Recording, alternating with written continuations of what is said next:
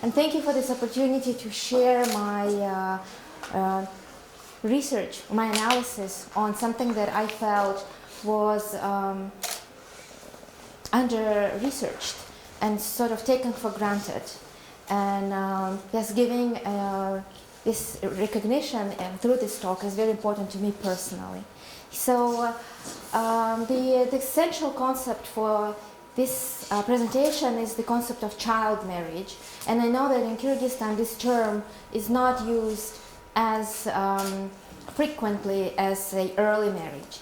But I'm calling it child marriage for political purposes, to sort of draw your attention to the contradiction of the term child and marriage, something that is not compatible usually, but something that would call for action after drawing attention. Now, I'd like to start with asking a question, whether you've heard the term child marriage and what you think child marriage is. Yes, because this is kind of an icebreaker, I will call volunteers to say something. So Camila, because you're my supervisee. So marriage children maybe at the age of 10 and 15. Under 18? Yes. So yes, child marriage is defined by most sources is a marriage or any other kind of union with a girl or a boy under the age of 18. And this family or marriage may be formal or informal. The criteria is that the partners live as married partners. And why are we talking about child marriage as a negative fact? Why is it bad? For whom is it bad? For child. It's a child. So we're talking about child exploitation. We're talking about sexual exploitation. What else? Yes, Diana, I see you opened your mouth.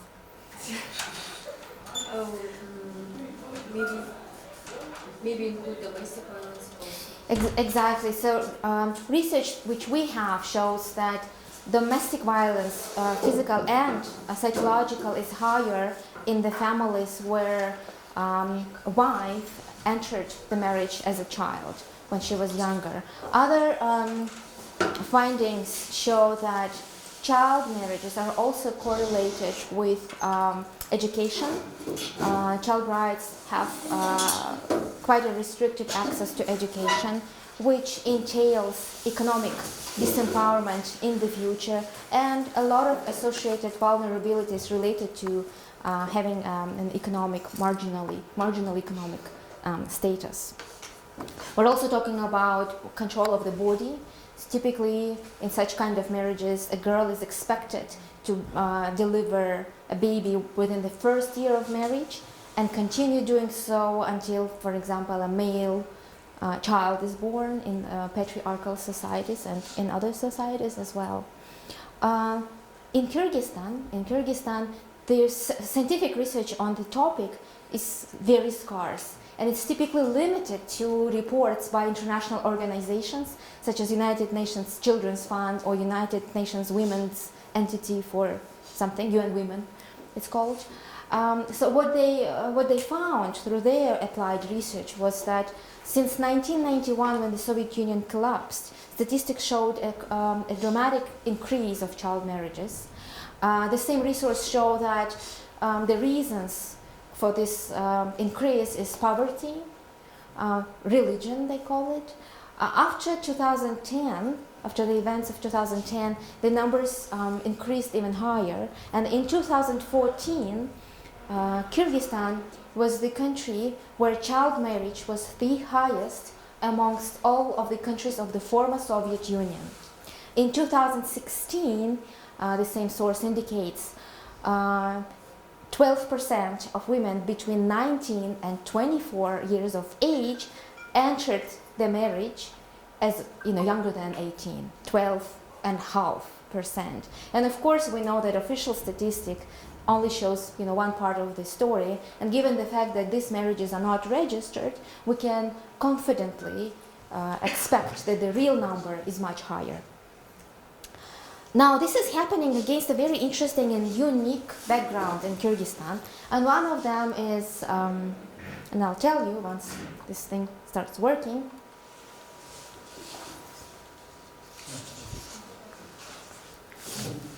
Old school. Sorry, yes. So there is a legislative framework which every international source calls progressive. In Kyrgyzstan, we have, the country has acceded Universal Declaration of Human Rights. They signed Convention on Consent to Marriage, minimum age to marriage and registration of marriages, CEDAW. We have Convention on the Rights of the Child.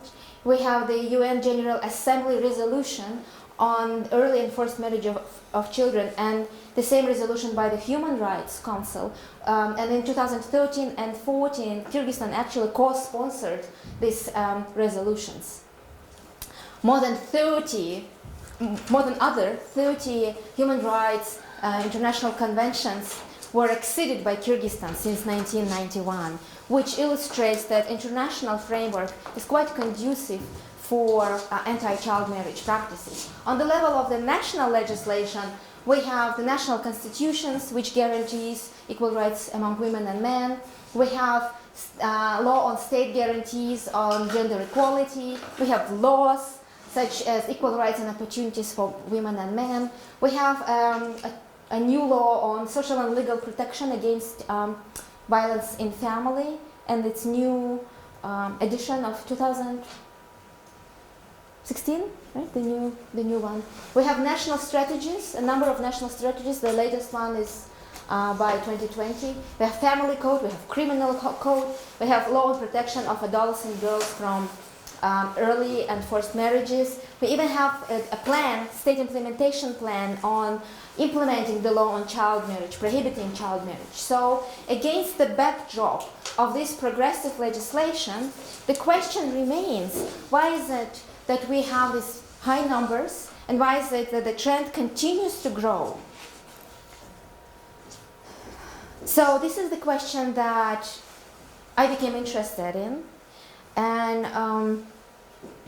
the question arrived unexpectedly, as usually. Yes, research questions arrive unexpectedly, right? When you don't need them, when you have many other research questions already.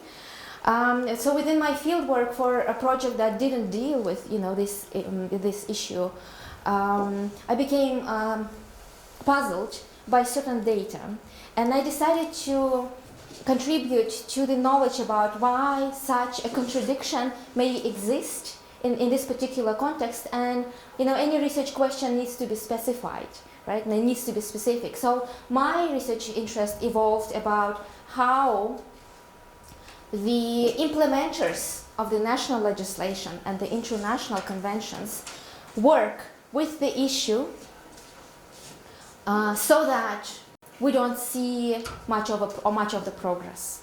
And as a researcher, I of course had to use a systematic scholarly approach to make sure that the data that the analysis I provide is reliable, yes, is worthwhile. I'm sure you all know what I'm talking about, right? So my choice was, of course, a methodological framework, but also a analytic framework called social organization of knowledge and institutional ethnography as its methodological apparatus. And typically in literature it's called institutional ethnography. And its founder is Dorothy Smith. She's still alive. She's still producing a lot of interesting material. She's now playing in the theater as a kind of a meditation. Anyways, she was a revolutionary feminist sociologist who was interested in producing knowledge through means that would not be patriarchal. So she challenged the way science works and offered her own idea of how knowledge is to be produced, if it is to be produced for the people, not as opposed to about the people. So her central idea was that contradictions of people, individuals, are actually not because of them as people, but contradictions arise because people live and work in specific environments and in specific institutional contexts. Problems arise not from within but from outside. As a sociologist, of course, we're not surprised, yes? But her revolutionary stance was the idea of a standpoint. So the standpoint means doing a research and asking the questions not from various theories or from existing research, but from the questions that arise for specific people. And that's a standpoint. So if you have more questions later on, I will answer them after I'm done with my presentation about this. But I think more becomes understandable as I demonstrate how I applied this method to try to answer my research question. Okay? So my methodological choice, was to take the standpoint of my respondents. And my respondents were 32 women and girls who were married as children, as well as their parents. I have chosen just 2 of them to sort of illustrate where my analysis will be stemming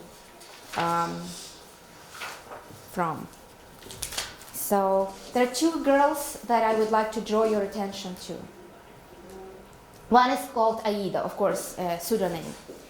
So Aida lives in a small town near Bishkek, and she became married when she was 14. She was in the 9th grade in the local school, and she needed 3 more years until her graduation.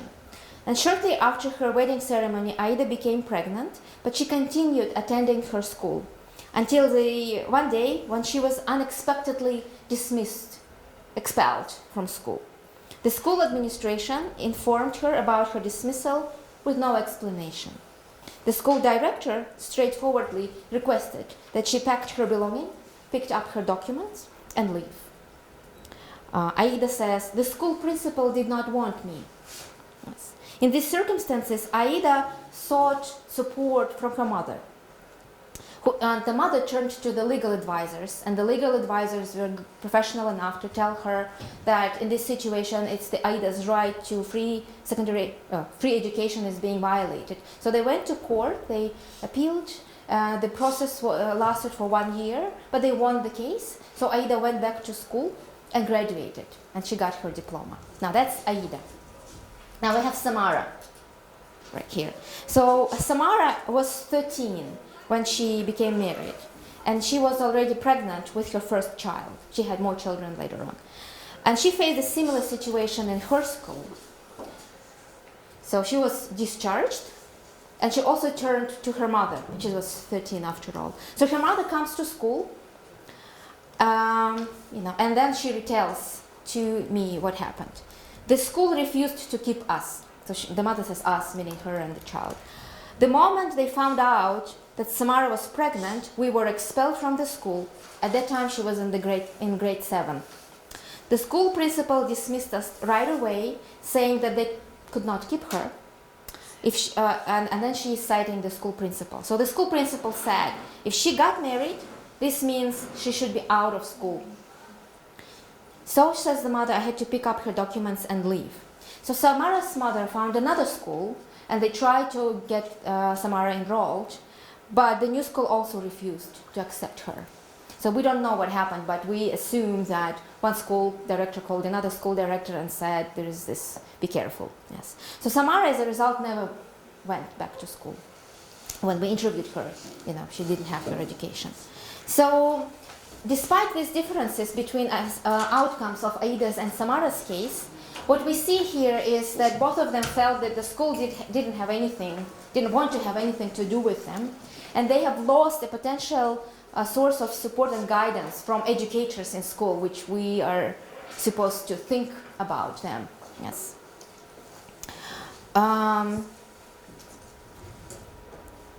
Yes. Работает? Thank you. So the research problematic that I start formulating for me is, how is it that in the presence of the last slide, Aida and Samara continue experiencing serious and sometimes unachievable, right, unbreakable barriers to schooling. So this became my research problematic. The question that I formulated from their experiences to pursue further, which led me to the offices of the school administration. Of course, I could not go to these two schools, but we interviewed other schools. And an interesting interview with the one school administrator, well, all of the interviews sort of confirmed these experiences. So one of the school administrators confirms, but also demonstrate a surprising level of intolerance to child brides in the school. So this is what he says. And he is a moral education teacher, which I translated into English like that, but in Russian it's завуч по воспитательной работе. I don't know what they're doing. Typically they organize parties, right? Утренники, etc. So this is what he says. How will we give her, meaning a child bride, education after she gets married, even if she wants to study? There were no girls who studied in this school after they had gotten married. We haven't had such cases. So that's an interesting thing, right? That's an interesting excerpt confirming what we've learned from Aida and Samara. Another one, a social pedagogue from a different school, says, we don't consider continuing education after the marriage to be a wild thing, but other people might suffer as a result. So both respondents illustrate that it's quite impossible, actually, from this perspective, to have child brides among active high school or middle school pupils.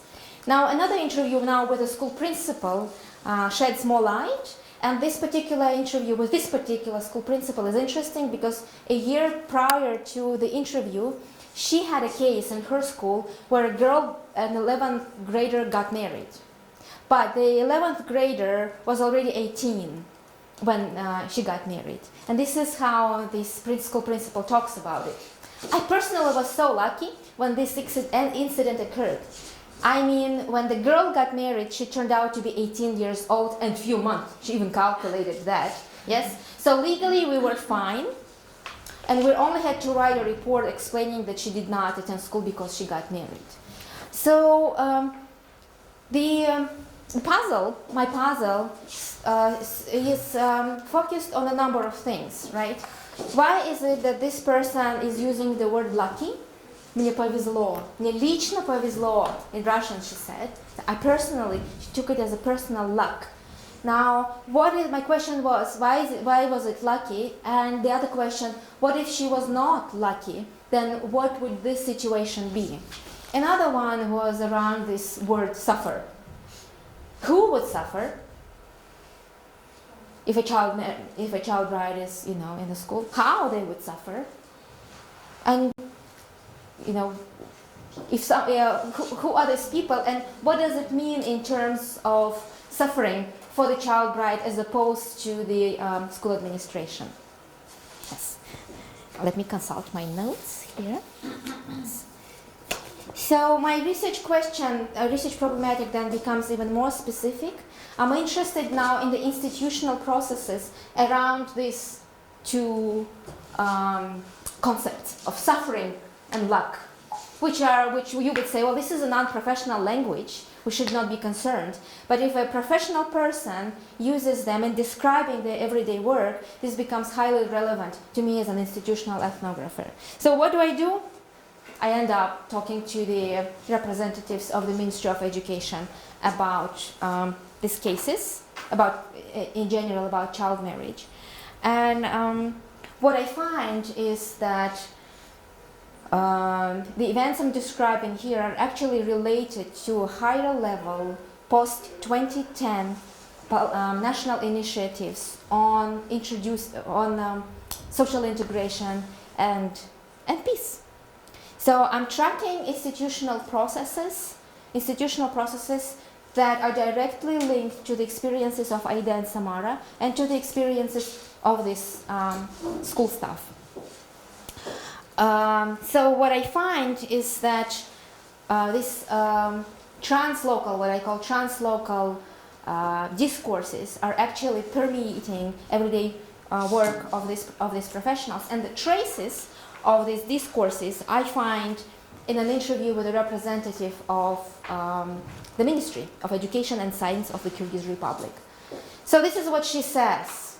We know that parents should raise their children. I mean, she's talking from the perspective of the ministry. But this is not happening. We had cancelled moral education hours and reduced the number of education headmasters before 2005. She's talking about the reform. Then we had our first revolution, remember 2005? And then in 2010 we had the second one. Now you can trace how she's trying to explain the revolutions, right? It is us, the teachers, who are to blame that those revolutions happened. In 2010 we had to strengthen our moral education work. Teachers must now do the prevention work because many parents themselves don't know much. We use different methods. We introduced social pedagogues as specialists who work specifically with violence and its prevention. It is the teachers who must do the prevention work. Now this is a little bit different, right? We just heard a social pedagogue talking about child marriage, right? And we didn't like it, at least I didn't like what I heard, but liking is not something that you will pay attention in the research, right? So what I found interesting here is it is us teachers. We are to blame, yes. First of all of a sudden she's no longer a ministry, she's a teacher, right? But it's not the focus of this particular analysis. So she says teachers are to blame and teachers must now do something about what they've caused, right? They must do the prevention work. So this may sound strange to you at the moment. So I tried to track and trace to see where is this all coming from, and I found its institutional origins. So two major events happened that may explain this. Event one. In 2010, early 2010, an organization called UNICEF conducted a national study on school violence in Kyrgyzstan. In February, they released a report which said that 83% of school children experience violence in school, including extortion, racketeering, humiliation, intimidation, and bullying. And of course, this alerted a lot of local educational professionals, international experts, international organizations, and of course the ministry. That's event one. So the report contributed to the conceptualization of schools as a fertile ground for violence. This is a quote, and this is wrongly referenced, but you got it, right? So the second one was that the schools were conceptualized as reproducers, a space where problems are reproduced, resulting from the vulnerability of children in their home and weak social fabric. So the schools do not look good in this report, right? And this created a lot of anxiety.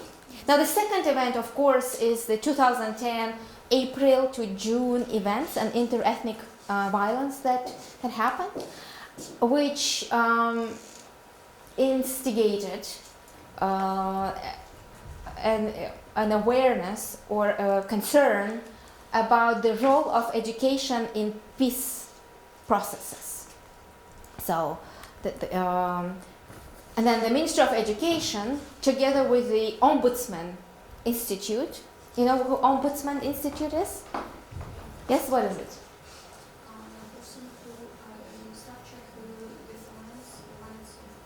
Right. So it's an institution, right? It's an institution that guarantees human rights implementation and observance. So they reached a consensus to address violence among the newer generations of society, starting with the school environment. Now, discursively or on the level of narratives, we see that schools became seen as places where violence is flourishing. But it's also seen as a place where violence can be reduced through implementation of certain strategies. Yes. So what happened was that secondary schools then became frontline institutions for violence prevention. Huh? Yes. This is conceptualization, now new conceptualization, post-2010. Now this resulted, of course, in a formulation which was done together with the Ministry, Ombudsman, and support from the international organization in the new national policy framework called School Without Violence. I'm sure you've heard about this because it's quite powerful. Now, this policy framework was operationalized by a policy called On Protection of Students from Violence in the Institutions of Comprehensive Education in the Kyrgyz Republic. Comprehensive, общеобразовательный. Yes, sometimes you just don't know how to translate into English these words. Now, the policy had its own guiding instruments, and one of them, the central one, is called guidelines, which are called, instructional methodology of the Ministry of Education and Science of the Kyrgyz Republic, 2013, and I'm going to call them instructional methodology, which prescribed particular school administrative practices. And these practices, as I show, brought considerable changes to the everyday normal operation of schools, and they have direct relevance to the experiences of Aida and Samara. Now let me show you. So the instructional methodology is available online, and it's also marked as strict enforcement for all of the organizations which are accountable to the Ministry of Education, which include Rayono, Gorono, and all the other kinds of NOS, right? Okay, so I've looked at the instructional methodology and talked to the teachers who are actually using it, and this is the process. So the instructional methodology introduces the concept of a negative incident, or in Russian, чрезвычайное происшествие. So when there is a negative incident in school, then this is to happen. Oh, this is to happen, yes. Now let me shock you here. So a school director will identify a negative incident, a case of bullying or extortion or fight or something else, rape, murder, suicide in school. And then as soon as a director categorizes a behavior as a negative incident, as a ЧП, now this becomes activated. So school has to prepare a package consisting of these documents. Now the documents include, so the moral education headmaster, that's Zavuch, must write a detailed description. You see, even I don't know it by heart. Must write a detailed description of what has happened, and then provide personality characteristic of the student, all students involved, and evaluate the student's personality, participation in extracurricular activities, social skills, etc. Now the head teacher, this one, must describe any prior history. If there was history or if there was no history, something needs to be written, of previous troublesome situations and how they have been resolved. Now the head teacher here must write an explanatory note as well to detail what she, the teacher, or he personally has done to prevent this critical incident from happening, and how it happened so that they could not successfully do the prevention work. Yes. Then the classroom teacher comes into the scenery. Classroom teacher, the classroom ruководитель, yes. So the classroom teacher must write a separate document detailing students' academic performance along with the grades of the student. The school social pedagogue are also part of this process. They must undertake an inspection visit to the home of the student, carefully investigate their living conditions in accordance with instructions, and write a detailed inspection report. The report must include what is called the social passport of the student, which describes, again, student's personality, habits, abilities, etc. Social pedagogue must reach out and explain and obtain explanatory documents from the parents of the student. So they have to find the parents and force them to write an explanatory note. So a school psychologist, if there is one, must produce her own set of documents which describe what she has done for this not to happen and why it still has happened. So a school psychologist must also present summaries of all the talks, discussions, and lectures on the relevant topic that she or he has carried out. So all of this package must be made, right? Must be collected. Yes. But this is not the end of the story. So what happens is that all of this will be investigated and will be looked at a special committee. Now the special committee is to be created, which include the city Department of Education, the district Department of Education, the regional Department of Education, state administration of education, law enforcement body, state inspection of inspectorate for minors, local inspector for minors, and the district police. The special board considers each case separately. Parents of the child, school principal, head teacher, classroom teacher must be present at the meeting of the special board, and the special board then hears the teacher, the classroom teacher, all of these people, and then make a decision. So in most cases, school administration receives official reprimand. Yes.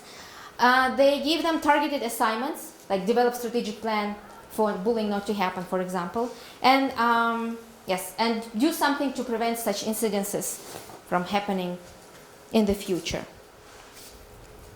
Yes, as you can see, life is not easy, right, for this. Now, how is this all related to Samara and Aida?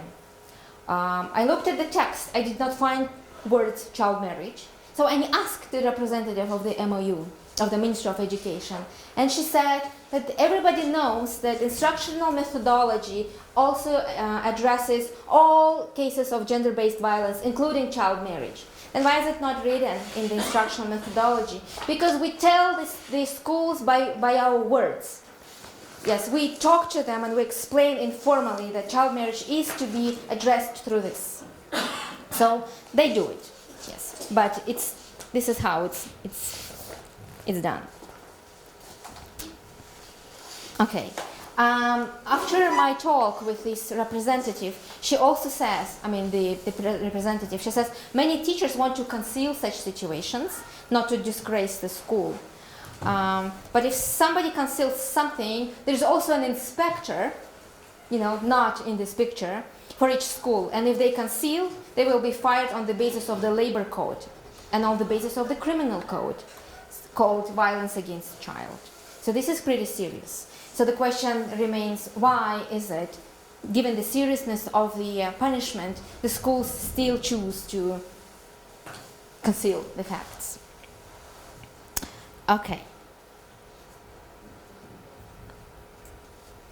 What I find what I argue is that child marriage in this particular system is participating here in a specific way.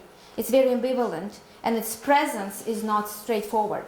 It's when the presence is not straightforward, concealment is made is easier, because exactly child marriage falls out of the institutional category of violence within this large, benevolent, well-intended policy framework. So what I found was that an interesting observation, when child marriage had some additional factors, such as aggravating factors, say a child marriage was associated with rape or polygamy or severe physical injuries, then it would be taken into attention of the school, but and automatically recognized as a negative fact and activating this entire process. But and in the cases we discussed, there were two specific stories. One was a bride kidnapping, and another one, a child bride committed suicide after becoming, married. So these two cases were pursued using this structure, but not as child marriages, as bride kidnapping and as suicide. So as standalone negative cases, child marriages do not exist in this system. So here we see the cases like Samara and Aida and many others are just child marriages, and they are not seen as subjects of quite serious subjugation. So what's interesting is that institutional schools' preference to dismiss child brides without, using any measures of protecting her from this gender-based violence, it's actually facilitated by a number of additional factors, including national legislation. National legislation is very interesting in relation to child marriage. Child marriage marriage age for marriage may be lowered by the law if for good reasons, по уважительным причинам, yes. So the legal age can be lowered under the dispensation referred to as good reasons being vaguely defined, but typically they are confirmed by a decision of the Commission on Family and Child Support Department. Doctor, if a girl is pregnant, etc., etc. So there are mechanisms by which you can avoid calling your own marriage child marriage. Now the second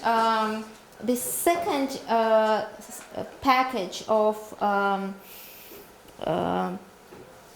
things which facilitate school to behave like that is they often face resistance from parents of the child bride, which see this intervention to the private life as unacceptable.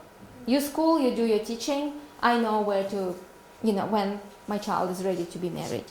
And then the other one is other parents of other children are also complaining to the school administration in the fear that having a pregnant child bride in the school may be too bad of an example for the children, and they may contract something like a bad example.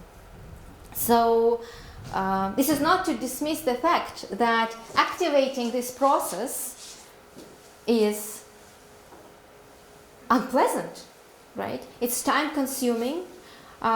It's burdensome, and it comes on top of every other work that the teachers, headmasters have to do. This work is not recognized as work. Additional hours are not counted as work. Therefore, it's not remunerated. Plus, it's not, reputable. It's not reputable at all. So all these factors may explain why avoiding measures other than dismissing a child bride may be so conducive, may be so preferable by the school staff, and what motivates them to to sort of normalize the kinds of behaviors from the school staff that I demonstrated earlier. And to conclude, I'd like to say that if we go back to the system of the national program on protecting children from violence in school and school children, within all of this schema, then the child brides remain outside of this system because they're not categorized, they're not institutionally recognized in the institutional texts. Now, going back to Aida and Samara and the questions I asked in the beginning, what I want to argue is that their challenged access to school must be seen not exactly as a product of bad personality of the school staff, but rather as a product of a state-promoted programming on national security, stability, and peace, and their programming of such as School Without Violence, with practices which interfere with everyday operation of schools, from which child marriage as a category falls out. And this works to normalize dismissing and child rights from schools, refusing them their rights to education. And significantly undermine any effort to fight against child marriage, because this system actually creates and perpetuates the practice. Thank you. If you have more questions, there is a paper that can be read. Thank you, Elena. And the format of Anthropology Club discussion is very flexible. So, yeah, I would be nice if you introduce yourself and ask a question so Elena knows whom she responds to. Be aware that we are being filmed, right? So, if you want the question to be removed, should let us know, or should not ask this question, or maybe you should ask that question and then when we turn the camera off. So, yeah, but yeah, so it's open for questions. Yes, Ian. Thank you, Elena. Ian Webb, I teach in the math department. Just on that instructional methodology, so you said that it does it make some examples specific? So, for example, yes. And so when you refer to rape and other gender-based violence, so those are made more specific? So what I find interesting is that the document is disproportional when it describes the kinds of violence that can happen in school. It's very detailed. It actually enumerates bullying, extortion, intimidation, stealing, fighting, and different kinds of fighting, right? But when it comes to gender-based violence, it only says gender-based violence without specifying it, yes. And when you talk to the representative, the people who actually wrote this, they say everybody knows. So it's a kind of informal, highly verbalized but not written idea that's supposedly taken for granted, therefore very easily avoided. And when you said, was it the 2010 report, you said 83% of children had faced violence or other thing. When you think of this whole process having to go through, if you're going to do it for each one of those cases, I mean, do you think, could we say that has caused a rise? Were these things being, was early marriage being reported previously more? The report doesn't include child marriage at all. No. It focuses on explicit forms of aggression. I don't think they did a follow-up study to actually see the effect of this. But what I find problematic is that the state decided that we need to be more peaceful. And who is to make us peaceful? Schools. So they push down this particular policy and this highly labor-intensive and time-consuming practices on regular school teachers without having provided them with resources, with time, with people, with anything else. So I find this is a problem, that now schools are being tasked with an assignment that's very ambitious for them, that's very large for them, and that doesn't come with additional resources. I find it very unjust, and that's why I find it very logical then that when a school can avoid going through this, they will, because child marriage is not listed, and we're not going to be reporting on that, and nobody will check. We'll just dismiss them. And the way they dismiss is not actually writing a dismissal. The way they expel by asking the student or the parents to write a voluntary desire to be dismissed. So you cannot actually do much here. Yes. So, yes, Nina. If this marriage was so-called good reasons between two teenagers, do boys also suffer different sort of they expel both of children, like a bad example for sets of fathers? How it happens? We never, because the interest, my research interest arose within a different study, which was actually focused on girls. So, and I don't think we have cases where a boy would go through the same child marriage, and we did not focus our attention on that. Yeah, But that, of course, would be of course, interesting yes, and different. they're more protected because they cannot be pregnant, but Yes. if you have, for example, two like classmates married, it might be the case because schools anyway don't want like But examples. within the school. Yeah. People to get married whether they have to or something. Yeah. So these good reasons.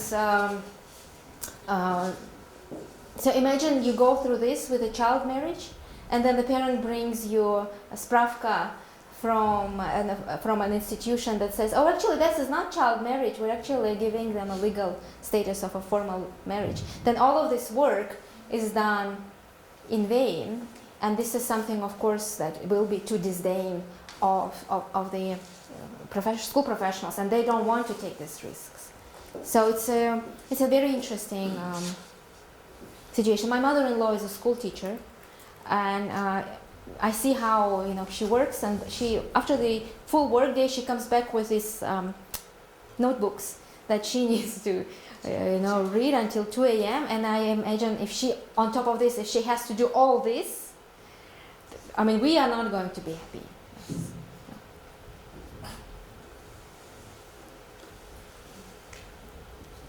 So, Elena, hi, Seth Fury, Anthropology Department, Urban Studies. Has this process generated any data? Which process? Which This data? process.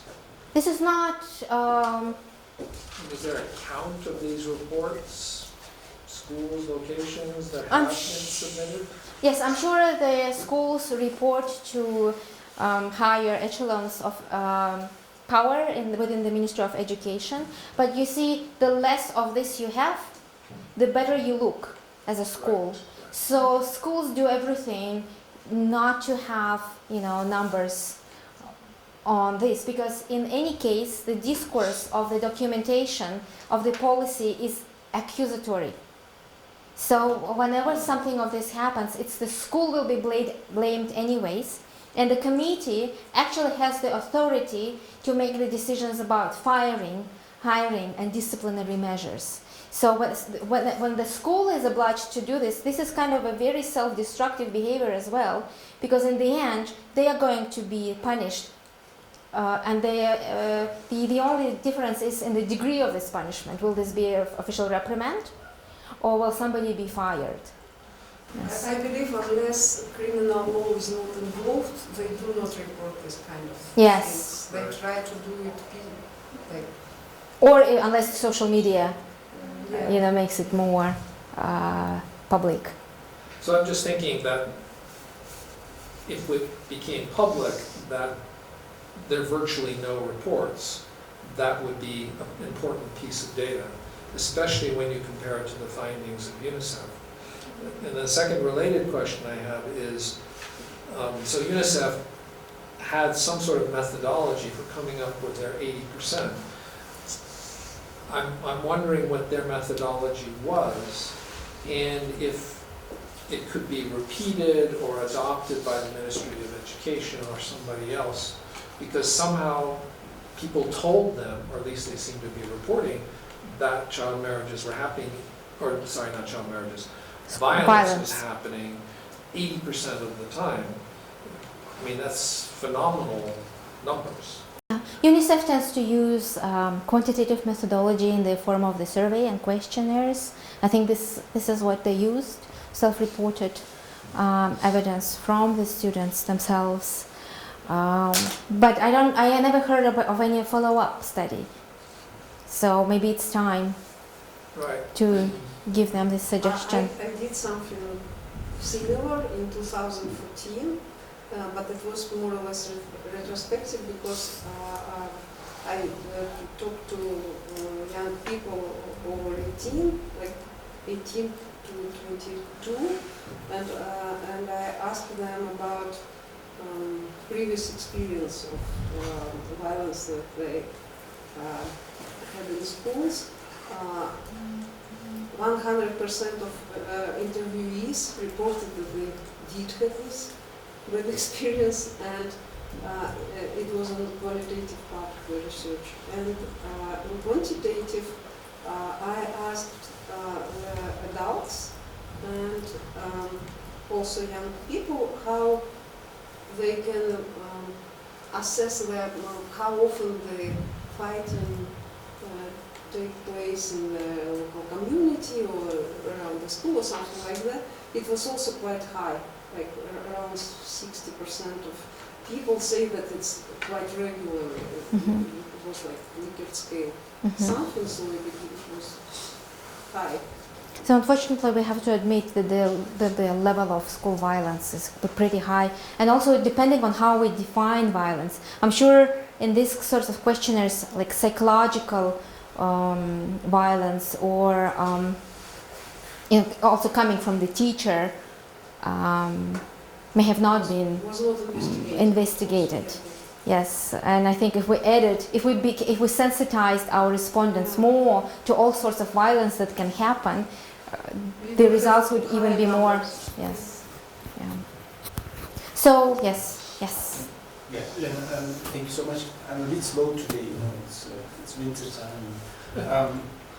So just to clarify the conclusion, right? So because there is so much bureaucratic procedure involved in responding to чрезвычайно precious violence within the school, and because child marriage is not considered violence, right?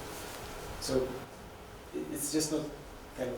Yes, let me. Yes, me too. Me too. I have two conclusions in my paper, by the way. Let me try and try. So the conclusion is, of course, complex. I cannot actually have clear cause and effect conclusions or relationships identified here.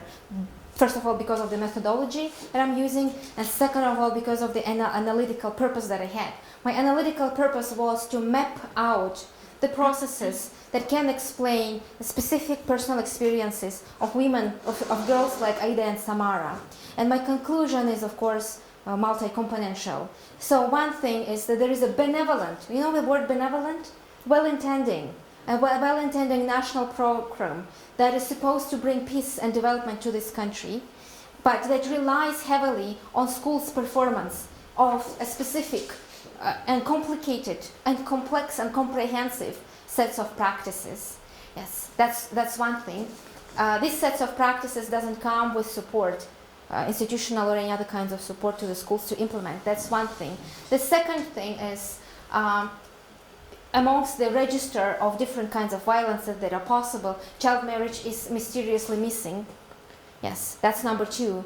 Number three is that schools do not consider going through this process as worthwhile because many of these work may simply be nullified by the quite legal mechanisms of quickly transforming child marriage into an official normal marriage that is not legally persecuted.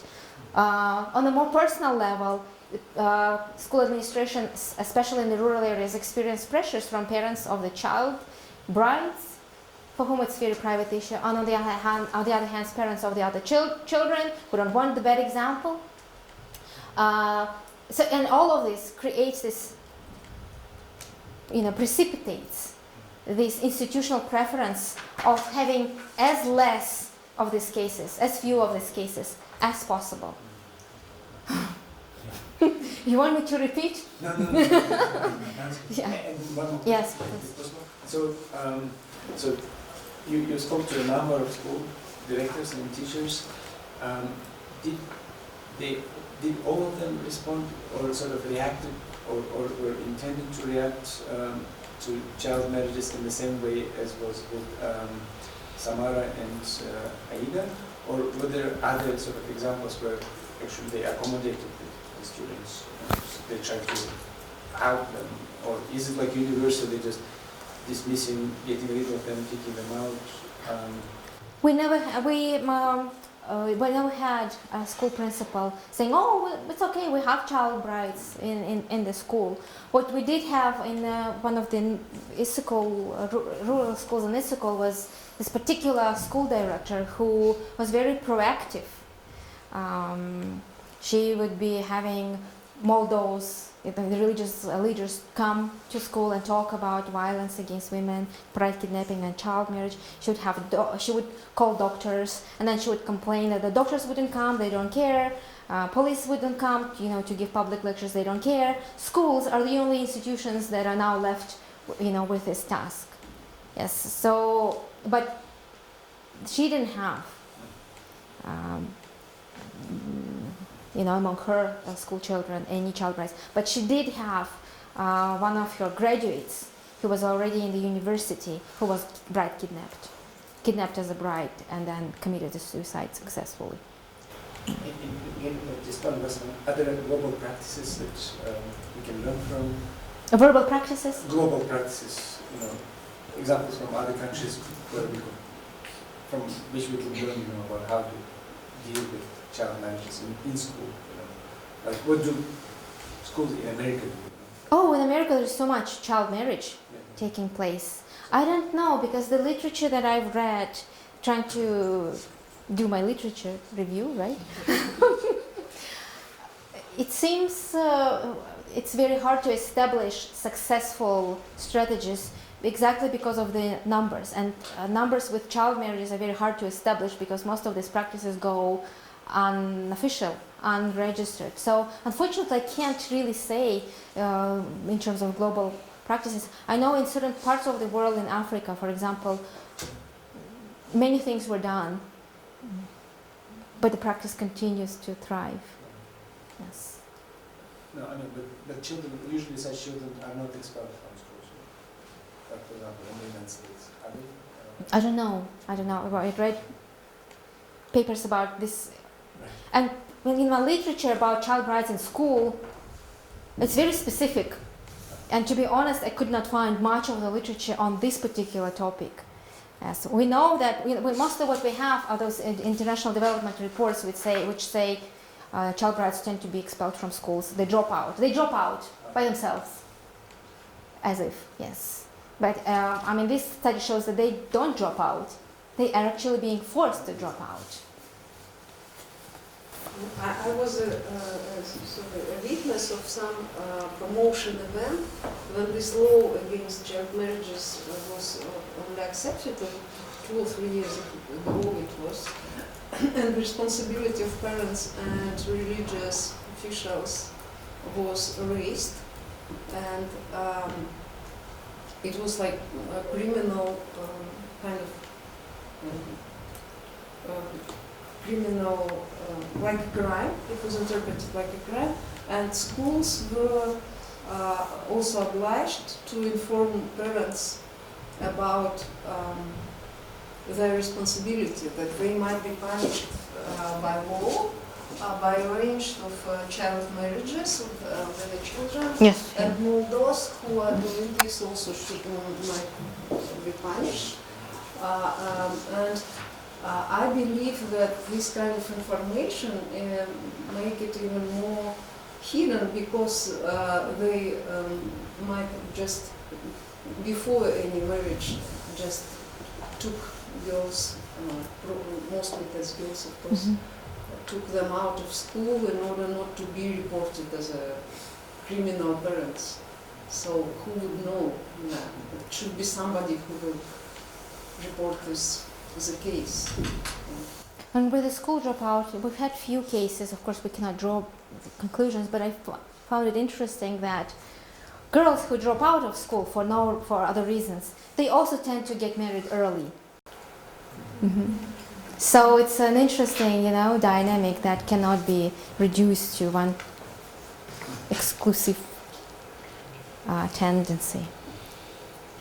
I have a personal experience, but so one of my classmates in Texas was 15 years old girl.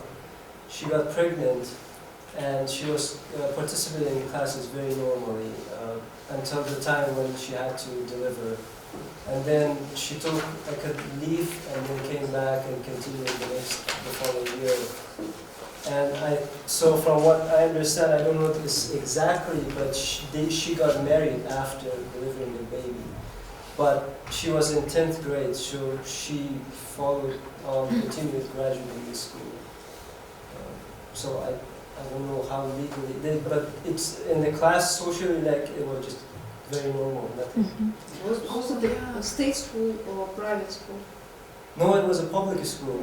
I went to a public school. Yeah, I can say example. When I was studying in the United States as a junior in just an ordinary high school, I also had, there were even around three couples who were, I don't know, married or not, but all of the girls were pregnant, having all of those huge bellies, and they were still attending all of the classes.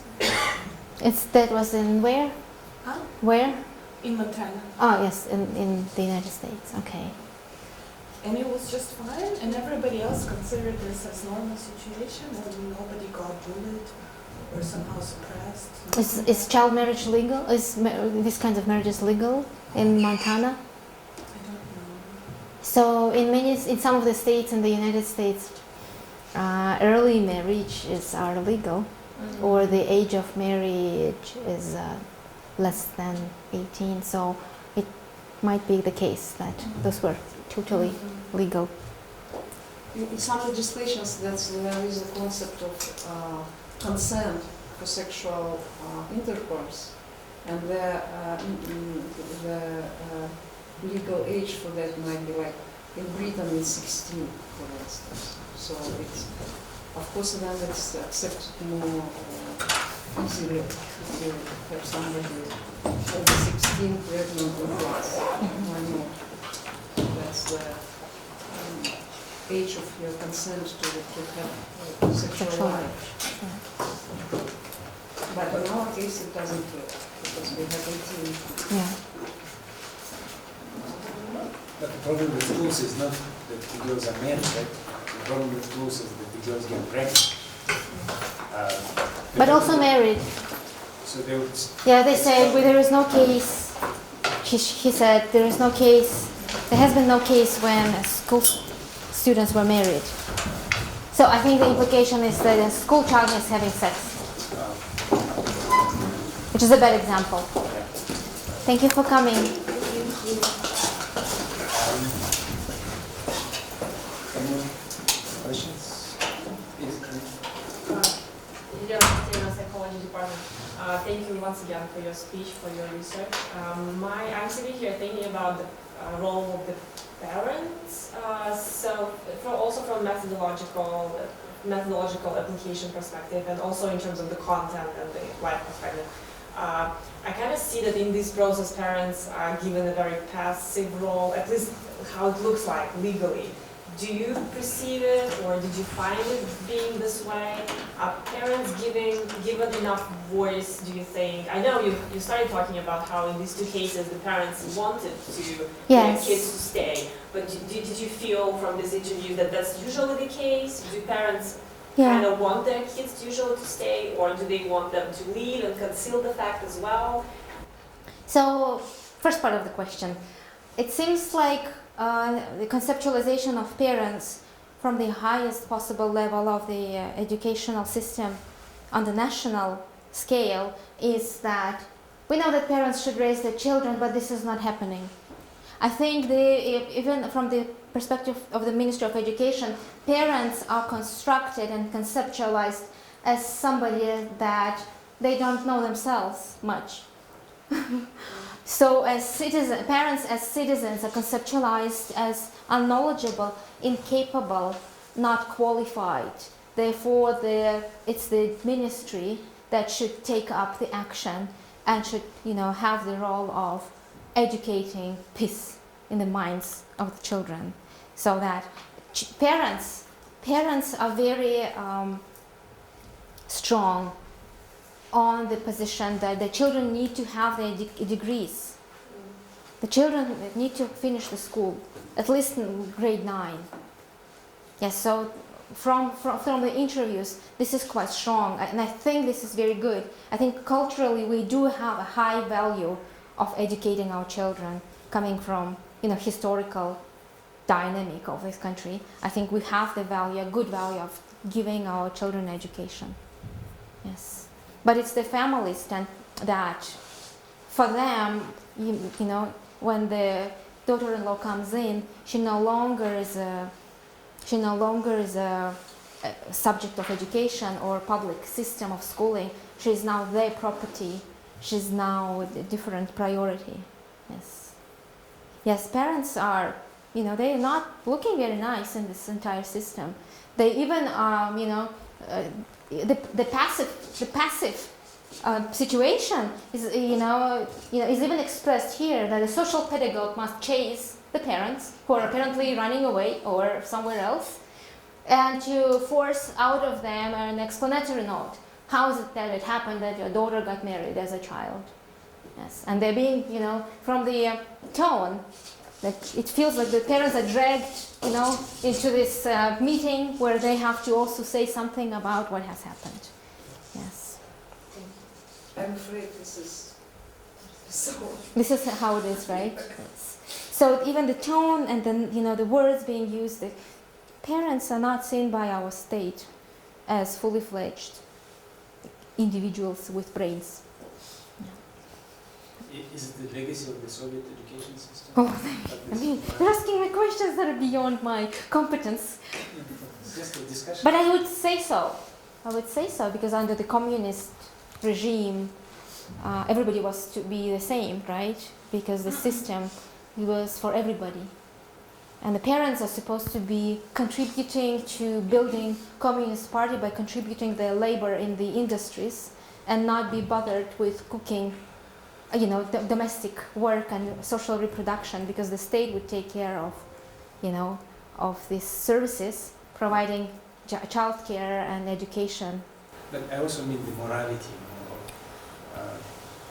I think there was no contradiction between family values and values that school provided to children, and it was much easier to keep it like in some balance. And parents would be gladly maybe help school, and school could, I don't know, address the responsibility, like parents' responsibility on some common ground. Now that it's very different situation, that school may say like one thing, parents might be religious or something else and say another one, and they withdraw. We don't see like any meanings in this education. We want our children out of school for work or something. And schools are helpless. Schools are helpless. Yes, even judging by how teachers treat the parents of their students, like, you know, my kids are in school, and there is this, unfortunately, this WhatsApp group where all the parents and the teacher, and then she would send, parents, please do not forget tomorrow this поделки, yes, adieu, crafts adieu. Parents, don't forget, that means we have to make crafts. Parents, right? And those would be then graded, and, you know. So they are treating us on in the same level as, you know, our children. I think it's kind of transpires to even the everyday communication of the teachers with the parents, unfortunately. Yes.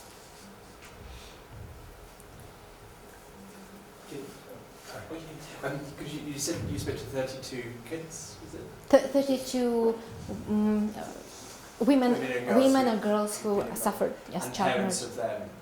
And the methodology was we have a person who suffered either child marriage or bride kidnapping, and then we interview as many of her family members as possible. Yes. So sometimes the number would be 1, sometimes the number would be 11, because we would be lucky to interview her parents, her in-laws, her husband, the brother of the husband, the sister, etc., etc. And doing that, did you get that was that the sort of feeling sort of reinforced this, that the parents are treated or sort of considered to be passive or even, you know, deliberately evasive?